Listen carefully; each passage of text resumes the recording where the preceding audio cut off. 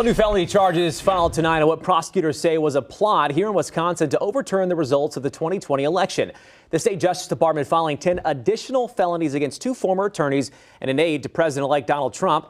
12 News political director Matt Smith has been breaking developments in this story from the very beginning. And Matt, the new charges come just days before a key court hearing. Blake, 2 days before all 3 are scheduled to make their first court appearance in Madison. The Justice Department now tonight leveling new accusations against the 3 they say attempted to trick the 10 Republican electors at the center of it all.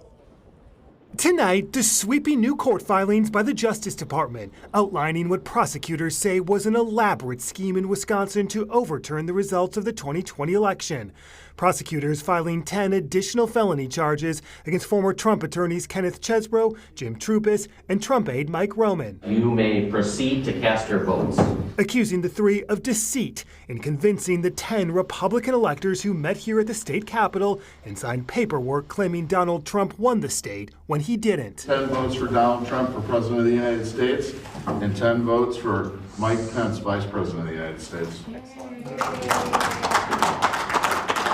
Chesebro in the room recording this video and sending it to Roman and Troupis. Attorney General Josh Kaul with us just weeks ago. Are we going to see more charges in this case? The investigation remains ongoing, but we're committed to developing the facts as fully as possible, gathering the evidence and making assessments based on the facts and the law. The Justice Department now tonight revealing law enforcement officials interviewed the Republican electors. The court filing also pointing to our interview last year when former Republican Party of Wisconsin chairman and elector Andrew Hitt broke his silence during his first exclusive interview on Upfront. When we have an opportunity to talk to people and tell them what we knew, what we, more importantly, didn't know, show them our text messages, our emails, it becomes very clear.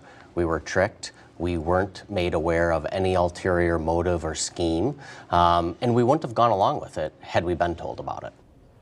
So, Matt, you mentioned these new interviews with the other electors. What did they tell law enforcement? Blake, according to prosecutors, a majority said they felt like they had to meet because of potential future court action and that they were led to believe that that meeting was lawful. As for the 3 charged, their first court appearance now less than 48 hours away. All right, political director Matt Smith live in the newsroom for us tonight.